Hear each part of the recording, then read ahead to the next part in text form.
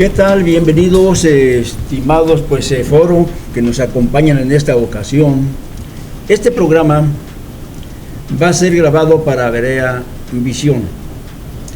En él pretendemos llevar, digamos, a las nuevas generaciones, los jóvenes aquí presentes, pues un mensaje que pueda coadyuvar para ustedes en el conocimiento de cómo se están dando las cosas dentro de lo que viene siendo el clero romano, la Iglesia Católica, y también para un despertar de conciencias de una sociedad que está demandando a través de las redes sociales mayor conocimiento sobre temas tabú que fueron siempre ocultos por la clerecía, satanizados, condenados. No querían que este tipo de situaciones trascendieran porque afectaba los intereses de la institución religiosa. Afortunadamente, las redes sociales y líderes como el que hoy nos acompaña, el doctor Héctor Guillén, un hombre que ha hecho una labor realmente de admirar, que se ocupa mucho valor, tener convicciones, que no se dan, líderes que no se dan con facilidad, sobre todo por los compromisos y las amenazas, los temores naturales de una institución fuerte que a través de los siglos ha sido, digamos, autora de muchas masacres, de muchas persecuciones y exterminio. Cuando encontramos personas como Héctor Guillén Tamayo, que con todo valor se presenta, digamos, ante foros como los aquí presentes, a través, digamos, de programas de televisión, a través de reuniones, digamos, con algunos ejecutivos que buscan este avance, digamos, de los problemas que se dan, pues yo creo que es importante escucharles. Y para él pido un aplauso.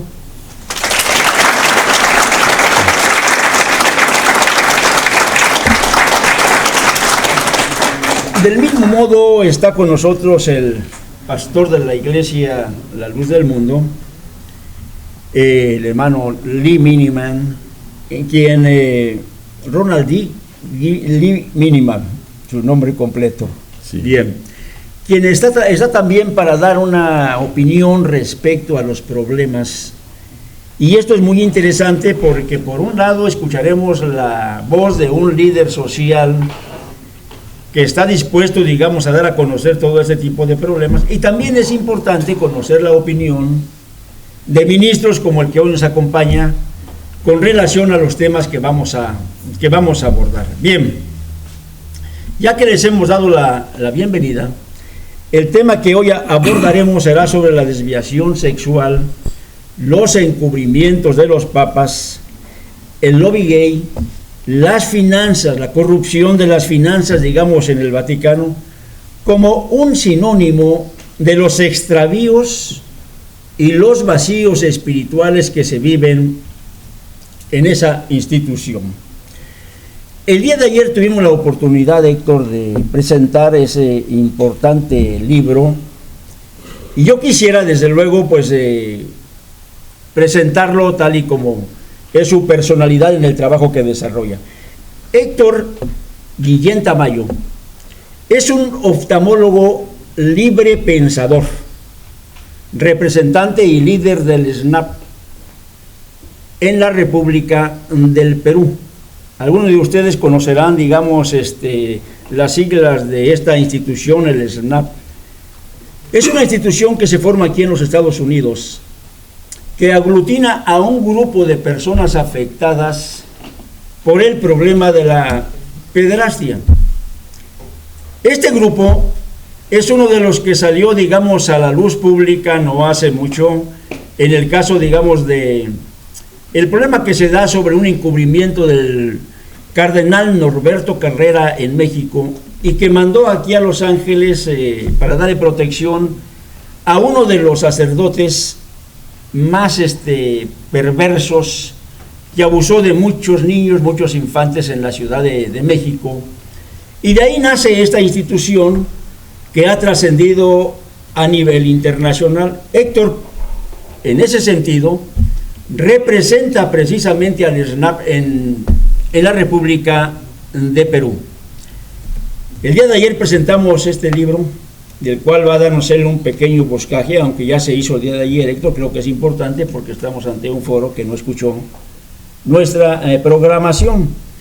Presentó este libro, mitad monjes y mitad soldados. Es un libro que nace precisamente por la inspiración de lo que Héctor inicia en la defensa de este problema que le toca vivir a él en lo personal con su familia. Son realmente casos bien documentados los que se escriben en este libro, y sobre todo con la iniciativa de un personaje que vive en carne propia el flagelo de estos hombres abusadores en el caso de la pederastia. Héctor, ¿gustas presentar, saludar a nuestra audiencia y de alguna forma hacer una presentación de tu libro? Claro, antes que nada quiero agradecerte por tus palabras de presentación, Rubén, manifestarte mi alegría, mi felicidad de estar aquí, mi complacencia de acompañarte en esta mesa junto con el pastor Miniman. Sí. Y ante este auditorium que joven y es muy ávido de encontrar nuevos conocimientos, ¿no? Así es. Bueno, mi presencia aquí se debe a que quisiera compartir algunas experiencias de lo que está pasando en mi país con respecto a la pederastía clerical católica y, bueno, algunas experiencias también con relación a lo que es SNAP y que motivó también la edición de este libro, ¿no? Que mitad monjes, mitad soldados, que acaba de salir en el Perú el 22 de octubre. Se presentó el 22 de octubre en un auditorium. Es fruto de un trabajo de años de investigación de Pedro Salinas y Paolo Lugas, en el que se relatan varios testimonios de abusos físicos, psicológicos y sexuales que realizó un grupo que se llama Sodalicio de Vida Cristiana. Seguramente no han escuchado este nombre, pero sí deben haber escuchado el nombre de Marcial Maciel y de los Legionarios de Cristo, como también el de Caradima en Santiago de Chile. Bueno, son grupos muy similares que han sido creados con los mismos objetivos, que captan jóvenes de alto nivel intelectual y que pretenden formar personas fanáticas que puedan realizar la labor de un sacerdote pero sin serlo, ¿no? Esto es a lo que se debe el título, ¿no? Mitad monjes, mitad soldados. En realidad lo que ha pasado el 22 de octubre es una catarsis social en el Perú. Ha sido un día en que se acabó la noche sodalite, que duró como 44 años, y en el que por fin se descubrieron todas las atrocidades que habían estado sucediendo en este grupo, pero que la sociedad peruana no lo quiso aceptar, no quiso escuchar y lo tenía oculto esto. Entonces, esa noche fue una noche de gloria, la presentación de este libro, y cambió la historia de la situación eclesial en el Perú. Yo podría decir que por fin tenemos el interés de juristas, del periodismo nacional e internacional, la Corte Suprema y la Corte Superior de Justicia han estado presentes. Yo creo que se ha tomado conciencia por fin de este problema y está abriéndose el pensamiento nacional a un nuevo pensamiento más laico, ¿no? Yo creo que en resumen podría ser eso, Rubén. Cabe añadir, mencionar desde luego, en el caso, por ejemplo, de Héctor, se ha dado un fenómeno dentro de lo que viene siendo todas las sociedades, incluyendo la sociedad mexicana, en donde pareciera ser que cuando se dan este tipo de casos de abusos que trascienden internacionalmente, porque de hecho es lo que ha sucedido aquí en Estados Unidos, donde se han pagado sumas multimillonarias en dólares por tantas demandas que ha tenido precisamente pues el clero, En México se da exactamente el mismo fenómeno y en Perú vuelve a repetirse, en la República de Chile también se está dando.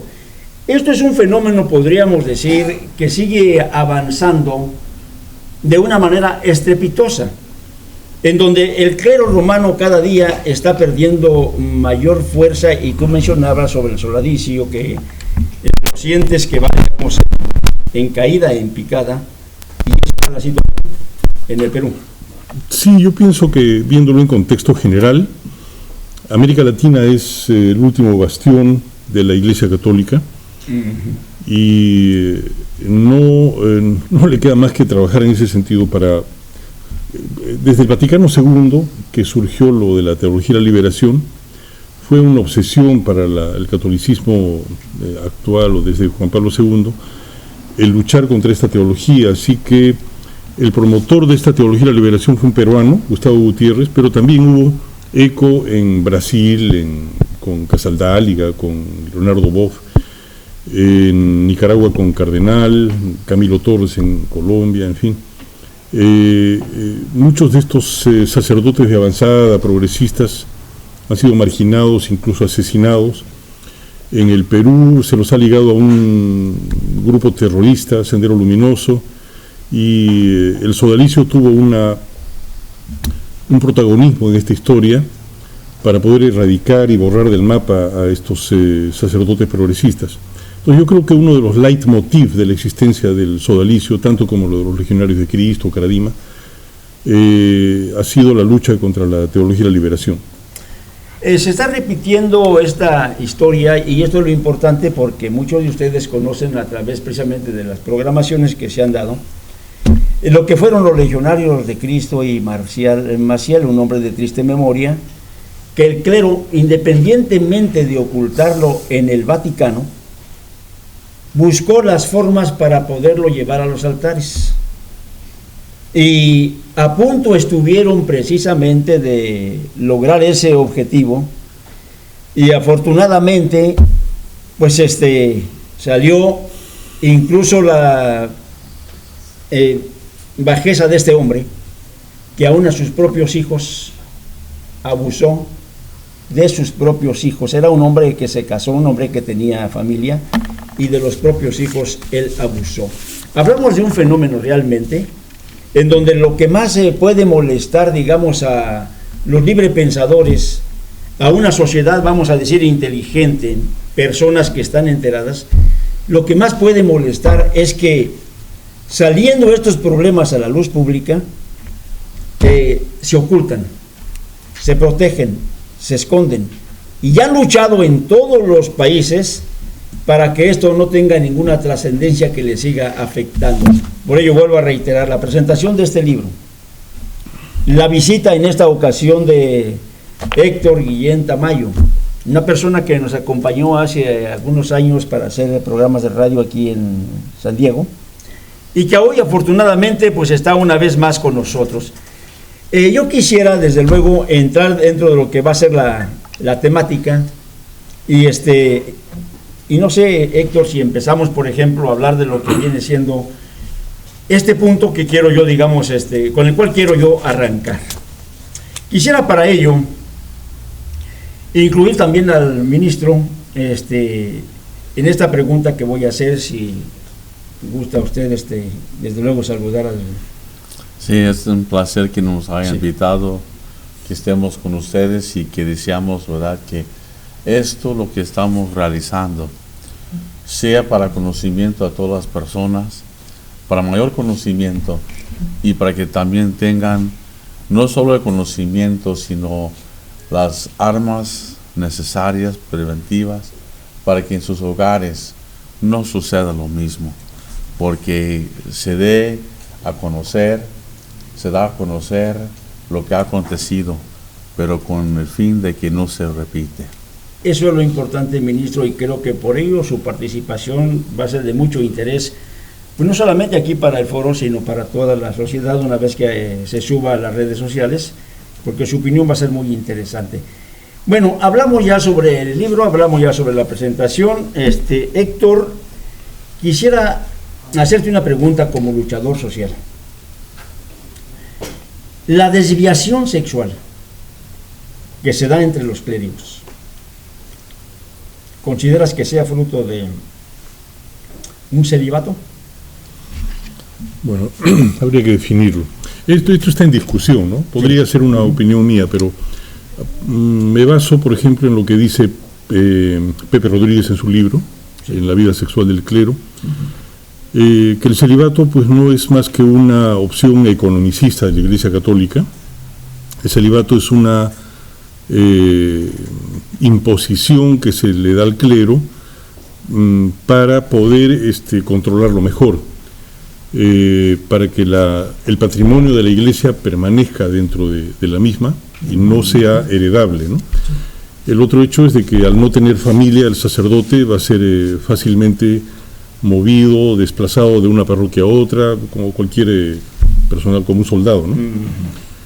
Y el otro hecho es de que el celibato no se respeta, evidentemente, y cuando se transgrede, eso sirve como un método de coerción para controlar el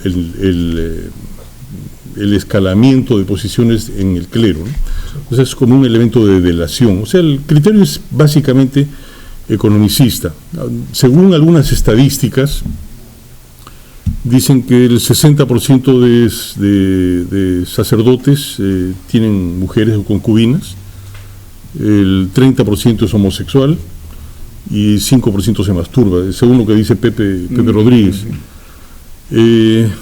Pero de lo que surge de todo esto es, lo más peligroso para mí, es la pederastía clerical, es la utilización de los niños para fines orgásmicos basados en el concepto de Dios, ¿no? Y eso es realmente protervo, eso es realmente trágico, es un delito execrable totalmente, pero que ha estallado en nuestros rostros en las últimas décadas, ¿no? Ahora, ¿por qué estas conductas? No sé, yo creo, en mi concepto, el celibato sí tiene mucho que ver. Según la Iglesia Católica, no. Porque estas desviaciones sexuales también se pueden dar en otros grupos, en otras comunidades, en otros colectivos sociales. Pero en mi concepto, el hecho de que no haya una sexualidad natural y normal en el clero conduce también a una inmadurez psicológica, y esto puede conducir también a unas desviaciones como son la pederastía, ¿no?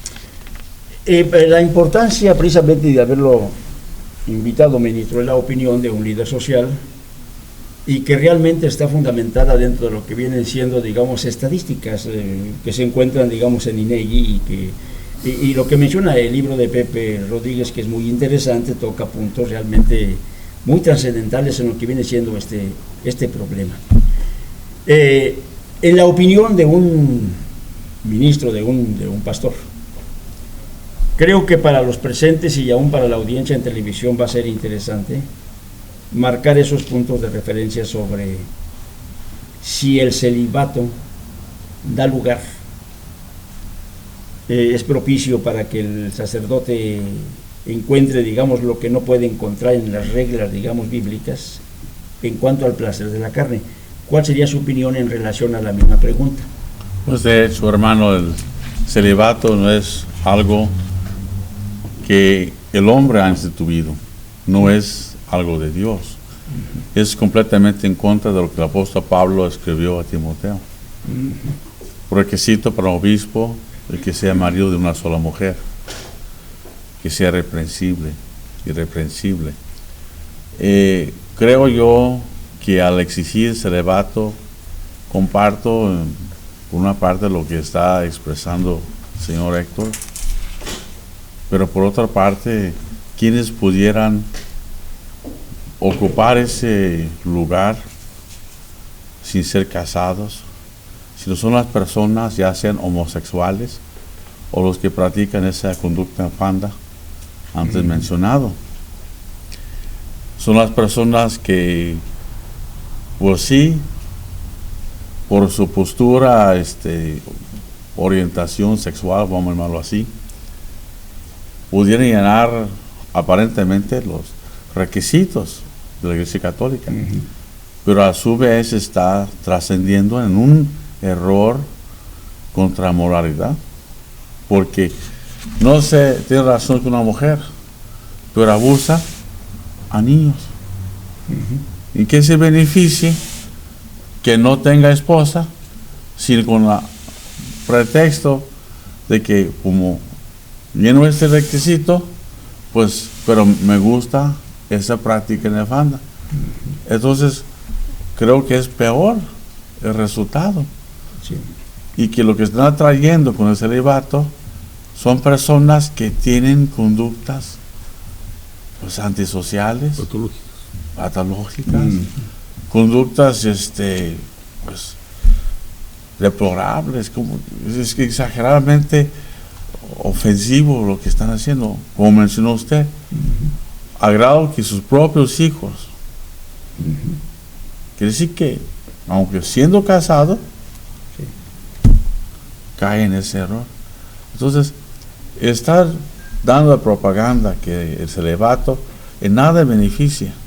Antes abre una puerta para las personas que practican conductas en contra de nuestra moral como cristianos.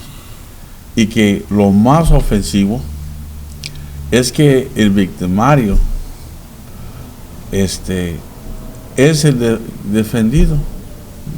Y las víctimas vuelven a ser otra vez víctimas, por segunda vez, cuando no se le oye su voz, cuando los callan y cuando justifican al ofensor.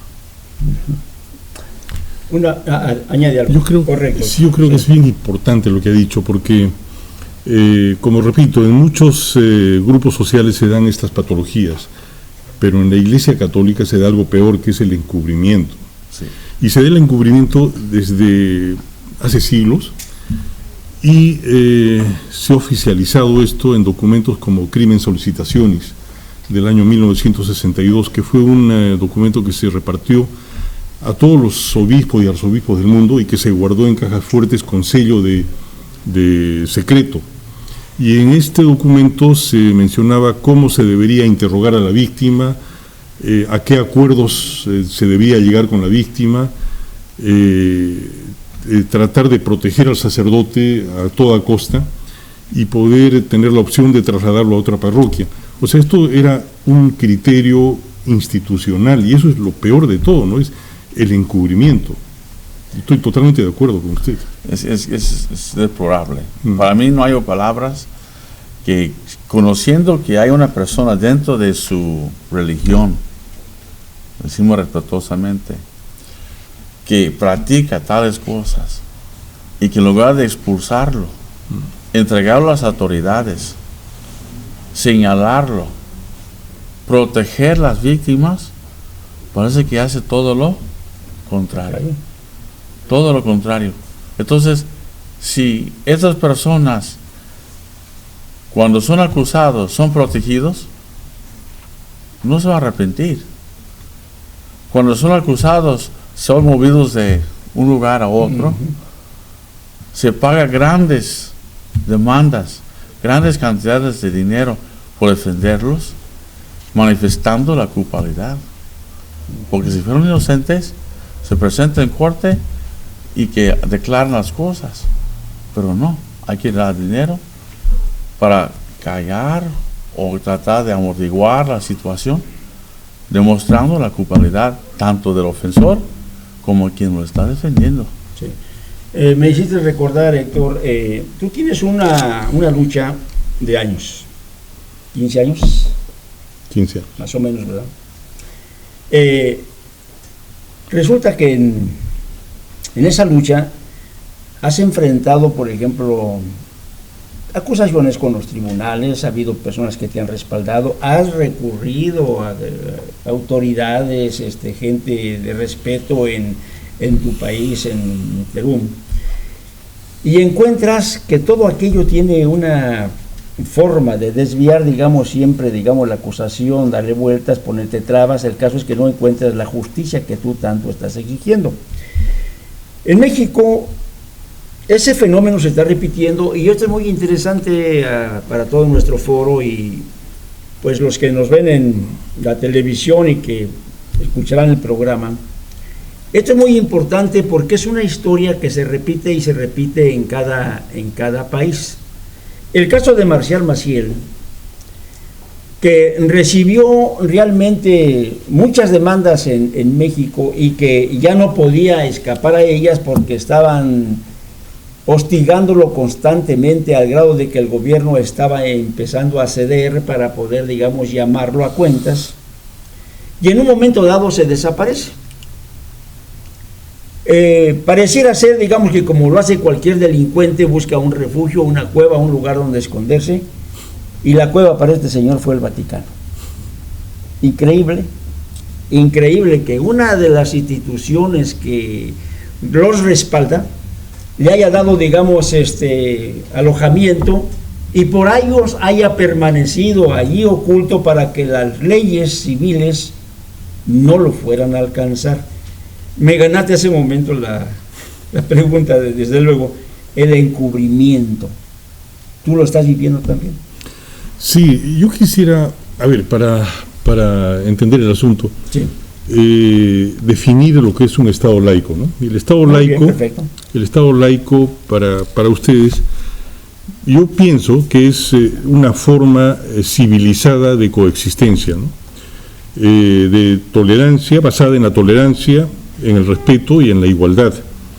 Y es una forma de coexistencia entre los diferentes credos entre sí y entre los creyentes y no creyentes. Entonces es la forma civilizada de coexistir. Bueno, según la constitución política de mi país, el Perú es un Estado laico, como México. Pero cuando perdí a mi hijo, cuando fue, entre comillas, secuestrado por este grupo del Sodalicio, lo separaron de la familia, le impidieron seguir sus estudios profesionales y lo confinaron en una comunidad con muy restringidas posibilidades de comunicación. Entonces yo me alarmé por esta situación y, como dice Rubén, acudí a algunas autoridades, ¿no? En la seguridad de que vivía en un Estado laico, ¿no? Como dice la Constitución, pero en el Poder Judicial, los abogados, los jueces no quisieron atender mi pedido ni investigar el tema. Fui a organismos de derechos humanos, preferían ver casos de terrorismo, pero no los casos de abusos físicos, psicológicos ni sexuales en el grupo del Sodalicio. Acudí a colegios que supuestamente son laicos, pero que permitían la entrada de grupos fundamentalistas a su interior para captar chicos. Entonces ahí me di cuenta de que pues esto de Estado laico es pura pantalla, ¿no? Es una mentira, porque lo que existe detrás de todo esto es un concordato, y vamos a hablar de los concordatos seguramente, ¿no? Platicamos sobre eso, exactamente. Y el concordato es ustedes saben lo que es concordato, ¿no? Es un acuerdo internacional, diplomático, entre un Estado y otro, ¿no? Pero, mejor diré, entre el Vaticano y un Estado. Un Estado. Estos acuerdos internacionales se llaman concordatos, según la terminología del Vaticano, y esto permite ciertas ventajas para el Vaticano, no para el país en realidad, sino para el Vaticano. O sea, le permite entrar a colegios, le permite subvenciones, le permite exoneración de impuestos, le permite tener terrenos donados, le permite tener vehículos, en fin, propiedades, una serie de facilidades y de ventajas que el Estado firmante tiene que otorgar al Vaticano, ¿no? Si me permites, Héctor, vamos a irme, hacen el señalamiento a un corte, y regresamos exactamente en este punto. Damos un aplauso a Héctor Guillén.